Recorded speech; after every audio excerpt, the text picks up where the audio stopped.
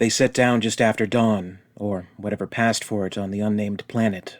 The dirty light from two distant stars lay across the rocky world like smog, an early bath of murky yellow haze that did nothing to improve Noguchi's mood.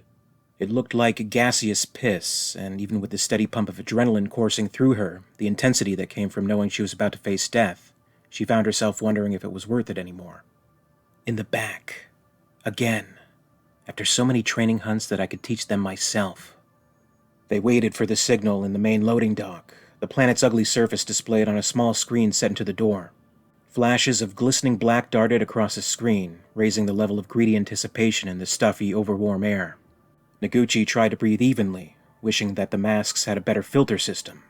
It was hot, dark, and she couldn't get away from Hunter Musk. Dia Shui, they called it, along with a clicking that she couldn't pronounce. It was a cloying animal smell, and the heat made her feel like she was bathing in it. Probably not so hot up front, where I belong. It wasn't a new thought, but it still stung. Noguchi shook herself mentally, working to slide into the focus she would need to concentrate her energy, but it wouldn't come. She felt overheated and irritated, crowding by the towering young males all around her. The suits had individual thermostats, but even at the low end they were well over human comfort levels, and since the unnamed planet was cold by Hunter standards, the others had theirs cranked up. The heat from their suits combined with the thick, oily musk they secreted created a humid, feral atmosphere alive with the clicking growls of barely checked excitement. At one time, the sounds and smells had excited her too, but today it only made her wonder again if this was where she wanted to be. Focus, focus, focus. Right, it didn't matter if she was in the back or in the middle of the back, the worst position from which to score a kill. Didn't matter that she bore Broken Tusk's mark and was still hunting from the least honorable position. Stop it. Focus or die. You can't have both. Beneath the sweaty face mask, Noguchi gritted her teeth, silently cursing her wounded pride. It wasn't the time or place to be bemoaning her lot or letting her emotions take over. This was a queen hunt. It wouldn't be scored, not burner only, but that didn't mean it was going to be a walk. She kept her gaze front and center, finding Top-Knot's raised claw and fixing on it.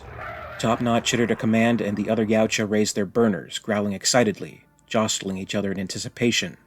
Top-Knot signed as he spoke, one of the simple gestures that was specific to hunting. Be ready was the gist of it, the raised claw twisting back and forth, the talons curled into a fist. He let out a battle cry, a guttural shriek of bloodlust that pierced the wet heat and brought the others to a frenzy point. More screeching cries and violent hisses filled the shadowy dock, the musk smell growing thicker as the hunters screamed, shaking back their rope-like locks, holding their weapons high. The passion, the hunger, was impossible to ignore, and Noguchi let it in, her own howling voice lost in the furor, joyously reminding her of the reason she joined them in the first place. She wasn't Yautja, and maybe they hated her for it, but she shared this one thing with them, this religion of spirit that defined her deepest self. The hunt. The kill. Still screaming, Top-Knot opened the door and they plunged out into the hazy morning light, 1,000 dark drones running to meet them and howling their own warrior cries, teeth dripping and arms grasping. Another world dominated by the bugs. According to hunter folklore, the bugs evolved simultaneously on a multitude of worlds. This is nonsense, of course. Worse, it masks the horror behind the truth, which is that the bugs are able to adapt to and thrive in any environment. The Queen had called all of her minions home, and though the ship was less than 100 meters from the hive, they had to fight for every centimeter. Even from her guarded position, Noguchi took out 5 within the first minute, and the unblooded were killing beyond their wildest expectations. Even though it wasn't to be officially scored, there was some small honor in numbers. The hive was in a marshy area, and the splashes of the spiny taloned bugs as they came was a pounding storm, tails whipping up muck, shining exoskeletons mottled with black mud. They didn't come in waves, but in a wave. There was no lull in the onslaught, no time to breathe between kills. It was a tsunami of needle teeth and razor claws, of grinning, trumpeting death. Whether the bugs were put here intentionally, or if their presence is the result of the kind of accident that occurred on Ryushi, I don't know. It doesn't matter. This world belongs to them now. We're the aliens here, and the bugs do everything in their power to prevent us from setting foot on their world. The fire from the ship continued to clear a path through the worst of it, but there was still no break in the running bodies. Like ants or bees, the drones sacrificed themselves to protect their queen mother, an individual's life meaningless to the good of the hive. They came from everywhere at her beckoning, alerted by some pheromone or telepathy. Not even the hunters knew. The sense of slime and musk, of fire and some dark and unnatural thing, of alien filled the hot, close space inside Noguchi's mask. She didn't smell it, didn't feel the steaming heat, didn't see anything but the next target, and the next, as the small band of hunters pushed onto the nest, leaving broken, bleeding creatures in their wake. For this expedition, the ritual laws of matching the quarry weapon for weapon are suspended. Plasma casters and lasers replace the naganatas and scatterguns prescribed for hunting bugs. This is no hunting trip. This is war. There are no rules in war, only objectives. Our objective is to enter the bug's hive, claim our prize, and return to our ship. The bug's objective is to stop us. They fail. The older, stronger hunters at the front of our wedge absorb the brunt of the bug's attack. To them will go the greatest credit for our success. I bring up the rear with this season's crop of youngsters. Rear guard is a necessary position, but not an honorable one, and the competition for kills is fierce. As the wall of animals began to thin, Noguchi didn't notice. She was too intent on the blast of blue-white heat coming from the end of her burner, the crash of imploding light that tore into each hard alien body and left it dying or dead. Another bug down, another screaming, clutching monster rushing at her, and she was roughly shoved aside. "Hey, damn it!" Noguchi stumbled, hard, her concentration blown for the half-second it took for her to realize what had happened. She reflexively brought her burner up, pointed it at her assailant, but didn't fire. Fucking bastard. It's Shorty, one of the novices. His height makes him a target for the others in the cast, and he's decided the token human should be the whipping boy for his anger. Of all the novices, he was the one most singled out as a target by the others. He was barely a head taller than she, distinctly undersized. And in the weeks that this group had trained under Topknot, he'd gone out of his way to take out his frustrations on her. "El os de poc," Noguchi snarled at him, the Yautjo equivalent of "fuck you." She'd heard it often enough. Shorty let out a stream of derisive language. She caught only part of it. Piore admita, soft meat, a slur for human and a negative Yautja sound for female. She wasn't particularly insulted until she heard her own words echoed back at her. Like, "Hey, damn it, katunde." He laughed then, an imitation of human laughter, a braying mockery. Yautja didn't laugh like that, like mimicry. It was meant to offend. There wasn't time to dwell on it. Topknot had already stepped into the gaping black mouth of the hive, and the other blooded was motioning the trainees inside, covering, only a few dozen bugs still attempting to get close to them. Noguchi shoved past the laughing hunter, forcing her anger aside as the thick stench of rotting animal flesh washed over her from the darkness. Nests were dangerous, and being pissed at Shorty would take up too much of her awareness. Doesn't matter. Let him laugh. He'll discover soon enough that what goes around comes around. He didn't know how much better at the hunt she was than he, and with any luck, she'd soon find opportunity to demonstrate. And even as she thought it, she saw a glistening string of liquid drop down from above, a long and sticky drop that spooled past her, almost invisible in the thick shadows. Topknot and most of the others were several meters in front of her, edging deeper into shadow. And as she leapt to one side, raising her burner, the drone dropped from above, landing in a crouch only a few meters away, but not facing her. It was silent and quick, its body blending into the dusky light, and Shorty didn't see it until it reached for him. Noguchi allowed herself a second of total satisfaction as the drone snatched at Shorty's arm, its claws landing heavily on his burner, blocking him from defense. An experienced hunter might have still had a chance. There were the wrist blades, but Shorty was basically fucked. I wait for it to sink in how badly he's screwed up. Then, I do the worst thing I can possibly do to him. I save his life. The blast from her weapon caught the bug in its abdomen, its snaking green guts blown off into the dark. Even with the alien screams from outside, Noguchi could hear the gangly body clatter to the floor, and the silent appraisal from the hunters behind her was a palatable thing. No way they'd missed what had happened. The mask hid her grin, and there was no point in laughing. If there was any greater dishonor in clan etiquette, she'd never heard of it. Not only had he been denied an honorable death, His peers and betters had just seen him have his fighting done for him, and by an alien, no less, one even smaller than he. Shorty stood perfectly still, head tilted down at the drone body. One of the other young males started to laugh, a clattering, trilling sound that always made her think of a bird with a broken windpipe trying to sing. He was quickly joined by the others. "Not so much fun being laughed at, is it? Shorty won't laugh at me anymore, but I'll have to watch my back." Topknot signaled for them to proceed, Noguchi taking her position second to last, Shorty's place. Before they'd gone 10 meters, all of her defenses were securely back in place. The Queen was close, and the thrill of knowing she'd be facing a Queen Mother again, even as part of a team, would go a long way to compensate for the loneliness of the past year. The drones were as stupid and mindless as ants, but the egg layer, the Queen, an opponent worthy of respect, cunning and resourceful, and one she felt more of a connection to than any of the Yautja she'd encountered, with one exception. Machiko, warrior, was no longer Machiko Noguchi, no longer a streamlined ramrod for the corporation on a planet of alien cattle. She was Daturi, proud and brave warrior, who had proved herself on the planet Ryushi and was blooded by no less than the great Dachande, a great predator leader. Daturi, Little Knife. The lightning scar that he had etched on her forehead just before his death, with the acid of a broken bug finger partly neutralized by bloody spittle, marked her glory for life. When the pack searching for Dachande in his ill-fated mission, headed by the valiant Viklita, had discovered Machiko, she was Daturi.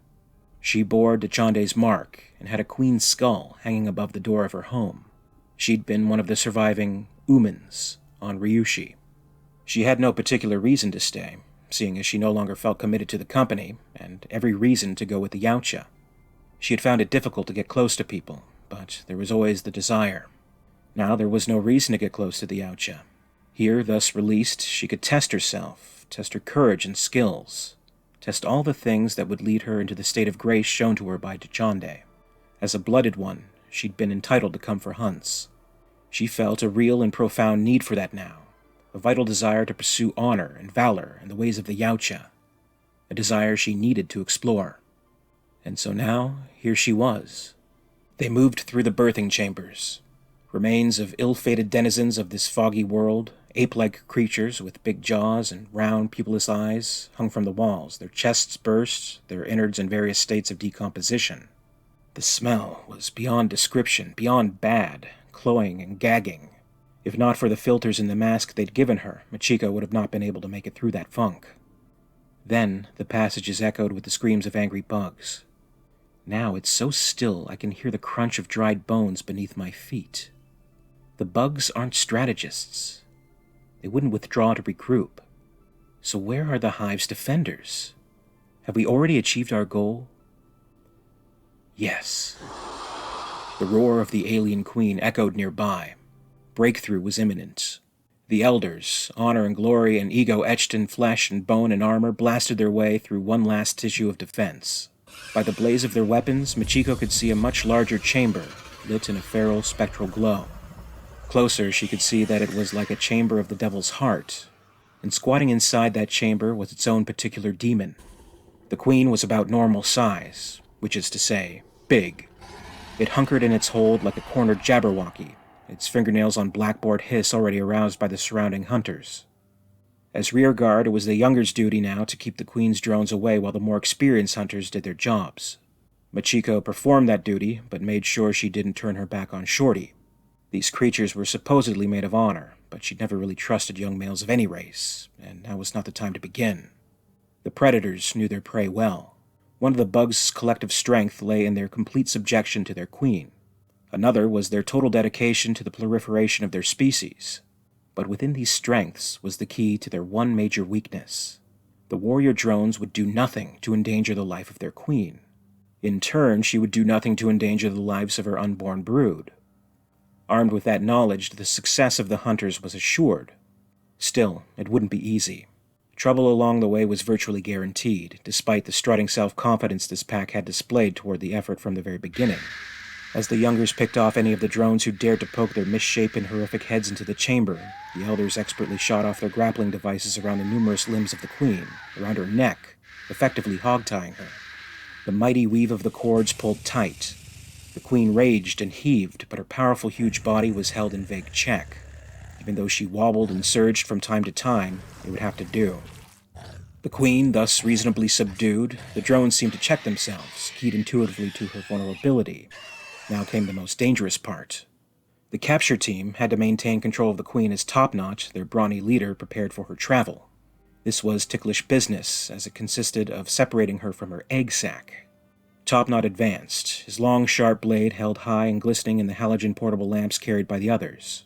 He raised it high, tensed himself, aimed, and brought it down like a surgically trained executioner upon the fleshy interstitial connective tissue. The blade cut down and threw the stuff hard. There was a shriek from the queen.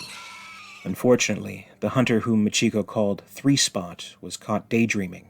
His stance had been improper, and so when the queen unexpectedly threw all her ample strength into that limb and pulled it away, he was lifted bodily into the air by the rope curled around his arm. The queen hurled him around like a yo-yo and dashed him down into the hard ground. Stunned, the hunter could not move, but the queen could. He pays for his lack of vigilance. Pays hard. With a vicious vengeance, she brought down her own scythe-like claws directly onto Three-Spot's chest. So sharp were the claws, so much momentum did the queen have in her blow, that they drove down directly through that armor, burying deep into the warrior's chest with a sickening splash and thunk of released blood. Three-Spot wriggled and spasmed for a moment. Then he was dead. That's what tended to happen in these situations. On their way out of the unfortunate hunter's body, the razor claws slashed through the rope. Part of the queen was free. This wasn't good. Our capture party's continued safety rests on our ability to control the queen. Her freedom will be the signal for her brood to attack. Back when I was a corporate ramrod on the planet Ryushi, I would have examined the situation, weighed my options. People would have died. Now, instead, I simply act. Dropping her gun, she leapt for the loose rein. She had a split-second grab for it before the thing whipped back out of reach. Her leap was automatic, but there seemed to be magic in it, talent in it, a skill and precision that she hadn't owned before her experience on Ryushi. She'd leaped out of her position, darted past the others, still seemingly frozen in the confusion of the moment. Her fingers folded around the rope, grabbed it, held it just long enough for the other mesh glove to grab it, wind it around her hand. When the thing went tight, it felt almost as though her arms were being pulled out of her sockets. Fortunately, she dug in and was pushing down with all her power.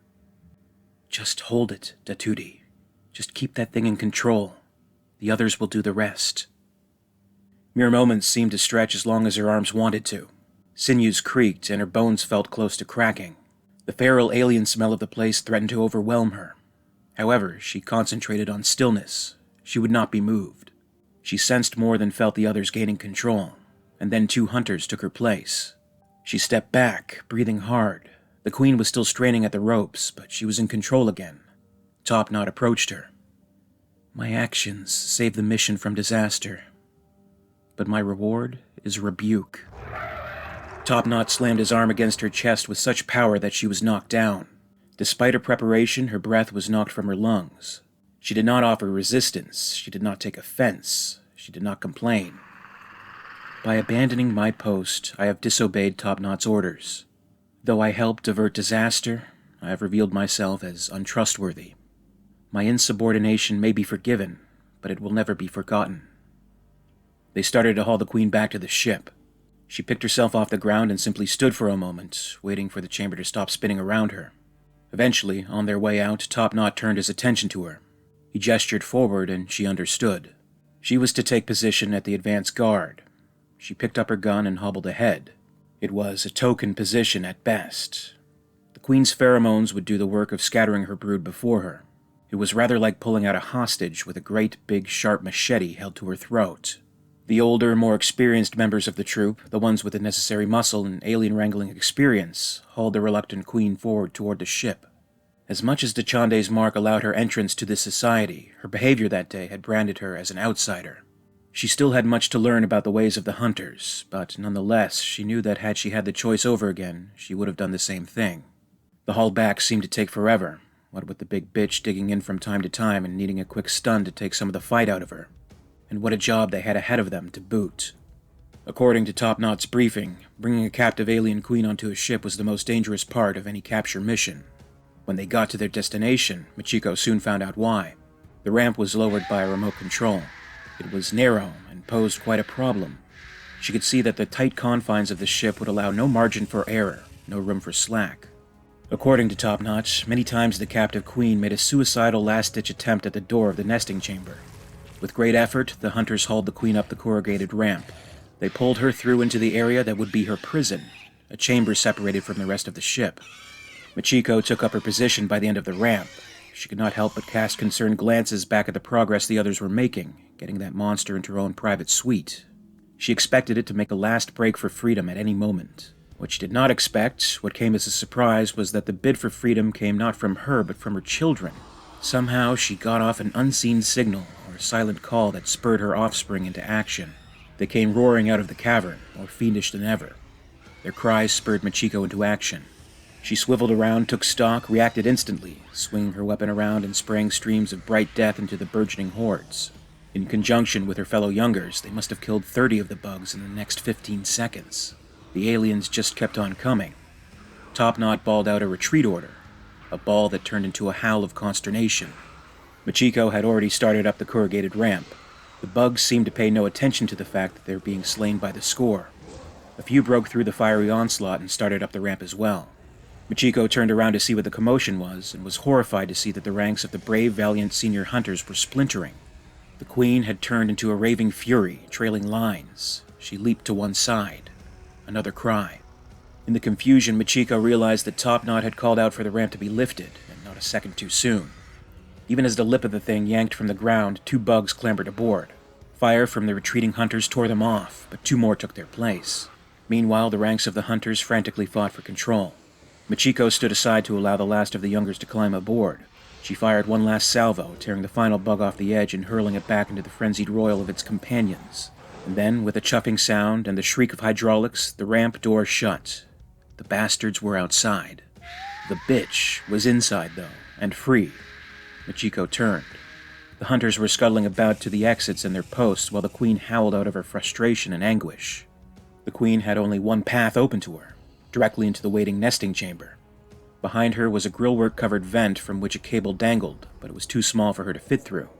The others knew this ship much better than Machiko, and they had hurried off to be out of danger. In her confusion and consternation, Machiko had simply stood her ground watching the queen rampage. The queen turned and headed straight for Machiko. Automatic response drew her gun up as the queen approached at full bore. In fact, the gun seemed to move of its own accord, expertly swinging into place, aiming directly at the queen's head. At this close range, one blast would tear even that huge head off. Just a pull of the trigger would do it. Her finger tightened. But then she stopped herself. No. Too many of her companions had paid with their lives that day trying to reach the queen.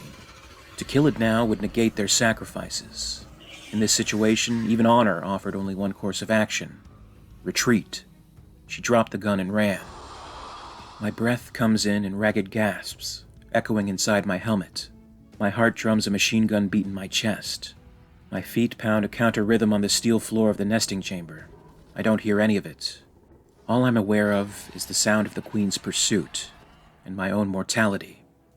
Leaving Ryushi and joining the hunters had seemed like the logical thing to do at the time, the right thing to do. The Yaocha code, as she perceived it, seemed enviable, clean. As she had waited alone on Ryushi, she had waited for just an opportunity, feeling herself changed in the crucible of her experiences at Prosperity Wells. Now the decision just seemed stupid and vain, a romantic fantasy. Hard to think of anything but fear and survival when there were tons of drooling death bearing down upon me. Whatever had made me think that I could match the ways of these half-savages?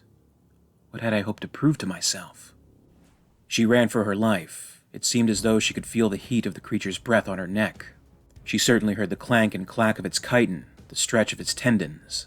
Up ahead was the door, the passageway to safety. It was round and small and could close quickly. Standing at the other side, hand up and off to the side, was an unexpected figure at the controls. Shorty. His arm twisted, a clack of controls. The door slammed down hard, cutting off her exit. In its very middle was a triangular window. 2 of the hunters, neither of them Shorty, moved up to that window and gazed into the chamber. Neither of them moved a muscle to get the door up. Neither of them made an effort to save her. They just stared at her, spectators of some deadly morality play. Whatever had made me think that I could live by these creatures' bizarre laws, much less gain their respect? She spun around. The monster queen was not as close as she feared, but neither was she far, and she was gaining all the time. There was more than one way out of any trap. She headed for the vent and the restraining cable she had noted before. Machiko leaped with all her strength and began to scramble up the rough ladder. She made the climb in record time, but even as she made the grill, she heard the beast below her. It apparently wasn't going to just sit around and watch her get out. She didn't waste a moment. Perched upon her shoulder was a laser. She fired it, and its brilliant beam cut through the wire speedily. She turned it off and pried off the grillwork, making a hole wide enough for her slender body to slip through. Even as she was tasting her safety, she felt an awful tug on her hair. The queen had reached up and grabbed her dreadlocks. Although, this is equivalent to being in a tiger trap with a tiger. Fortunately, tigers aren't the only ones with claws. Machiko let go of her grips and twisted her wrist forward in a manner that triggered her retractable blades. With almost the same movement, she slashed backward. She cut off her dreadlocks. She also severed most of the queen's hand. It shrieked. She could feel it thump back onto the floor noisily and messily, the wound spilling acid, none of it, fortunately, over Machiko. Machiko pulled herself up through the hole she'd made in the grating, her muscles performing the function smoothly and efficiently. She once more was grateful for her training, her workouts, her endurance, and her luck. She wiggled through quickly, not giving that bitch down there any time to renew her attack. It was wailing pretty fiercely, and she could smell the acridity of its pumping blood wafting up through the opening. She did not pause to make sure it was okay, but scuttled through the pipes as quickly as she could. Eventually, she came to another grate. She put her back against the wall, brought her legs up, kicked again. The grate banged out of its fixture, fell back onto the floor. She slipped out lithely and fell a few feet onto the metal deck, landing on the floor, sleek and ready as a cat. The hunters were standing there, watching her. She tore off her helmet and took a deep breath. She gave the ritual greeting of a warrior's victory. Well, she wasn't sure what she expected. A thank you? As far as she knew, there was no such phrase in the hunter vocabulary. Shorty and the boys will be disappointed, no doubt. But what disappoints them more? The fact that there wasn't more carnage, or the fact that I've managed to prove myself one more time? They just looked at her, as though trying to perceive what this strange outsider that Dachanda had blooded was comprised of. This honored companion they could never understand. They turned and left to be about the business of taking off from this planet, of dealing with this captive queen. Closed-mouthed bastards. Not a word. Not a gesture of thanks for saving their asses. Typical males. No, she wasn't one of them, but they owed her more than ever now. She felt the bliss of an endorphin rush, wings of lightning, heart of thunder. In this series, I'm recounting the trials of Machiko Noguchi and her experiences with the Yautja species. This particular story is from Aliens vs. Predator War, written by Randy Stradley with art by Chris Warner, and passages from the novel adaptation from S.D. Perry and Aliens vs. Predator Hunter's Planet by David Bischoff. For more on this character, please see the playlist on the end screen and in the description below. As always, I'd like to thank you very much for watching today. Be sure to leave a like if you enjoyed this video, and be sure to subscribe to the channel for more from Alien Theory. My very special thanks today goes out to Brandon James, Xenomorph, and Xenozip, Queen Tiers of the Patreon Hive. Thank you to Gregory Ford and John Griggs, the Hive's Praetorians. A very special thanks, as always, to Lady Anne in the Ellen Ripley Tier of Excellence. And thank you so much, Nicholas Butta and Frank, the Alien Theory Weyland-Yutani executives. If you'd like to join the Hive and support the channel, check out my Patreon page for further information. In the meantime, you can follow me on social media. Follow @alien_theory on X, formerly Twitter, and @alientheoryyt on Facebook and Instagram for more. And until next time, this is Alien Theory, signing off.